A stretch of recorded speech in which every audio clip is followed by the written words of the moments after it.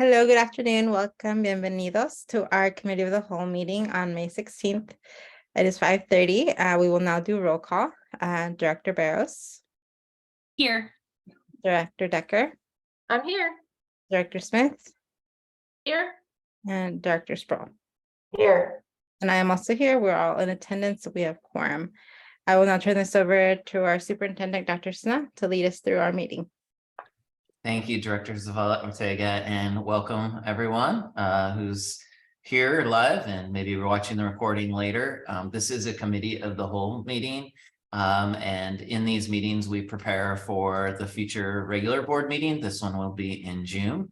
And so the board will have an opportunity to review agenda items and ask questions. Sometimes we're able to answer those questions right here in the committee of the whole meeting. And other times we need to loop back and follow up with those questions. So I have my colleague Brett Bletschmidt with me this evening, and he'll start walking through the agenda, and please feel free to interrupt us at any point, and we'll get going. Any questions or comments before we get started?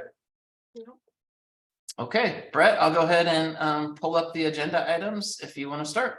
Oh, great. Thank you. So our first item, just to jump right in, is our recommendation that you all at your June meeting, as Dr. Snell alluded to, approve the award of RFP number 2019-025-5. And that is a renewal of our custodial work management system.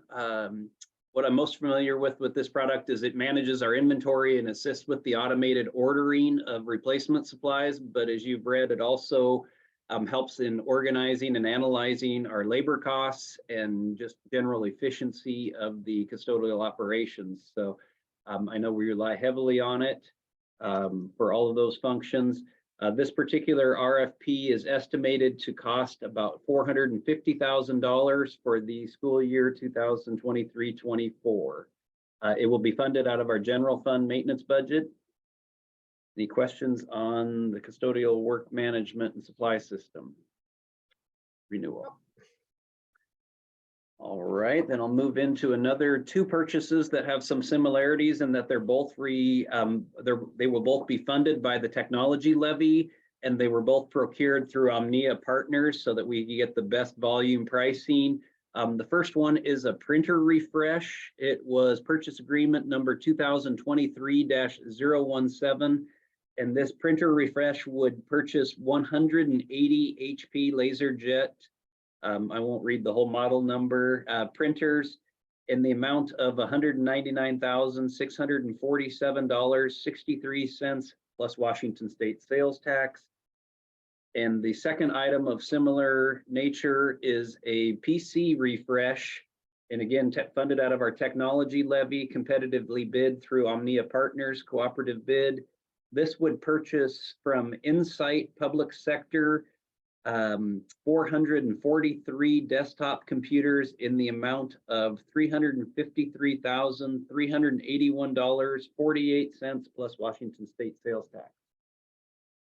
Pause for in case there's questions on either of those two technology levy investments. All right, then I'll move on to another purchase agreement, 2023-2019, and this is also relating to technology. This would be funded out of our technology budget in the general fund. This is to buy some specialty technology equipment that's used extensively in those career and technical education programs.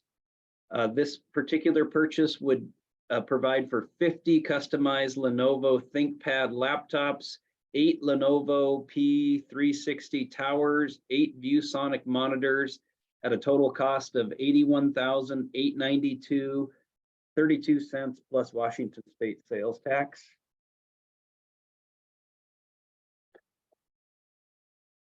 All right, hearing no questions, we'll keep moving to a capital projects fund. This is just a placeholder, so you haven't seen a lot of the detail because we have not opened bids yet, but our plan and hope is to relocate a portable that currently resides at Franklin Elementary to Fort Vancouver.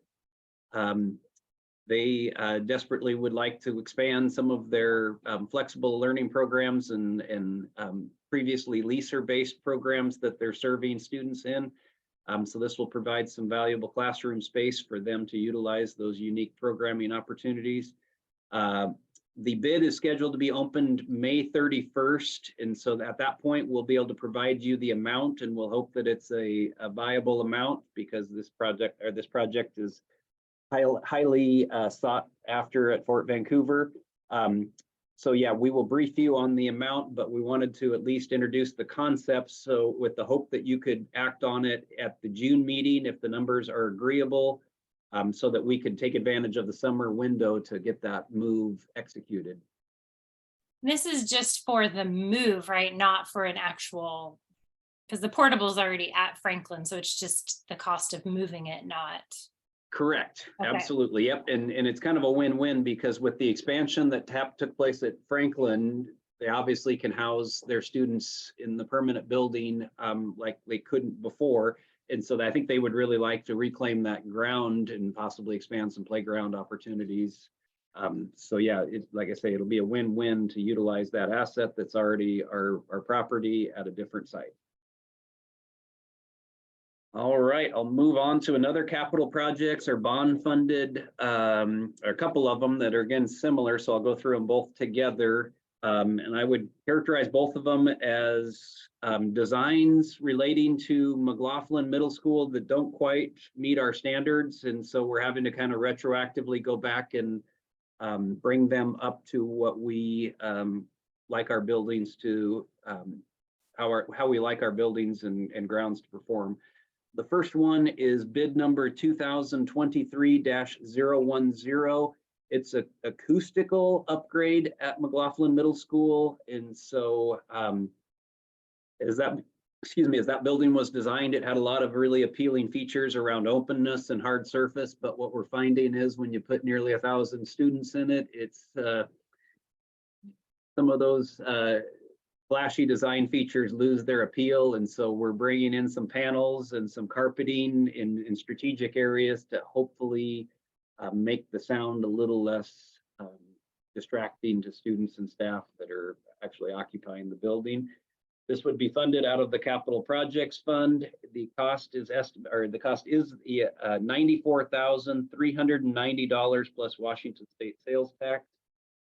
And then similarly, outside the building at McLaughlin, the track was constructed, but it did not include what we call the D zones, which is kind of the area at one end of the track where you can put some of the, as you read, the long jump, high jump, and track equipment storage. So we're retroactively going back and completing that so that McLaughlin's track is on par with the other middle schools. This particular bid, if awarded, would go to Kolf Construction in the amount of $132,480 plus Washington State sales tax. And again, that would also be funded out of the bond funds capital project. I have a question, because like you say it's coming out of the bond, like the Capital Projects Fund. So is this like leftover from like the 2017 bond still, or is correct? Yeah. Okay. So it's just yeah, money that's still left over in that fund that wasn't. Yeah, exactly. And the next project is another good example of we're trying to hit the nail right on the head in terms of making sure we utilize all of those dollars in the most impactful way, but we're getting down to the very bottom of the piggy bank here. So we're trying to strike that balance between making sure that we're going to be okay to get through the RBG and everything else, but also attend to some of these things like Ogden parking lot was another one of these after the fact projects that we were able to take on with those dollars. So it's a great transition into the next one, which is a recommendation to approve a purchase agreement 2023-016. This one is, as we have discussed, is funded out of residual bond funds, and it would provide a replacement bleachers at Geyser Middle School. So this particular contract would provide the new bleachers as well as deconstruct and haul off the old bleachers. The amount is $173,540 plus Washington State sales tax. And if I didn't say it already, it would be NORPAC Seating. That would be the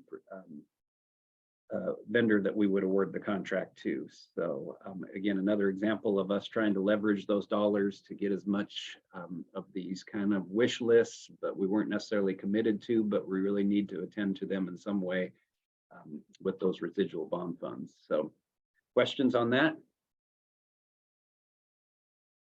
All right, then we'll move on to another kind of facility related one, but this one's funded out of the general fund. Bid number 2022-003 was a project that was necessitated after a fire at Fort Vancouver, outside the building, thankfully, but in their baseball and softball complex. A score tower was destroyed by fire in 2019. This is covered by our insurance, so that's why it's running through the general fund. The cost, this project's been completed and our staff is recommending that you all accept it as completed so we can continue the closeout process. This contract was performed by Slate Co. LLC and the final amount was $265,000 plus Washington State sales tax. Right, hearing no questions, I'll move on to our last couple, which are not necessarily purchases, which is nice, but Evergreen School District would like to join our cooperative purchasing process and bid contracts that we've developed over the years. And so they're requesting that you all approve purchasing agreement number 2023-015. And again, it just is a whole host of equipment and supplies and materials that we've competitively bid to get the best possible pricing. And we're happy to welcome them to the cooperative so that the more we buy as a cooperative, the more purchasing power we have in the future. Questions on that? Is it just a general agreement? Like, I mean, because it just says to purchase equipment, supplies, and services. Yeah, and so Seems broad. Is it kept broad for a reason, or is it? I think it is because I think those evolve so much throughout the year. We might pick up like an athletic equipment one that I think this, because it requires a resolution, as you guys have seen from Evergreen and contracts. So I think we keep it broad so that it's all encompassing. And so we don't have to do one every time there's a new big purchase that needs to happen. All right, and then our last one is an annual process, I believe. I should have double checked, but I believe it's an annual process by which you all are requested to pass a resolution. And what this resolution does is allow basically WIAA to represent us specifically as it relates to officials and how the Department of Labor and Industry handles their kind of workers' comp premium payments and reporting. So since they're technically our officials, but we really want to centralize that bureaucratic reporting and payment of premiums process, there's this delegation resolution that allows WIAA to act on our behalf on those procedures. All right, hearing no questions, that's all I had for tonight. Thank you, Brett. I wanted to pull up just our May 9th agenda because there were a number of policy items that were first readings. And so just bring those back to you. I guess there was only one, a repeal of a policy was a first reading because of an adoption of a safety and security, one that Marilee described. So that will come back as a second reading for you in the next meeting. And I'll get back to our meeting for June. And we do have under teaching and learning a recommendation to approve instructional materials. In this, you'll find a report that has hyperlinked information about the materials and the rationale behind why we would be recommending approval. And then also potential challenging content and the age groups that it's intended to serve. And so there's quite a few for forensic arts in this one. But happy to answer any questions if you have them, or refer questions back to on any of these instructional materials that will be before you in June.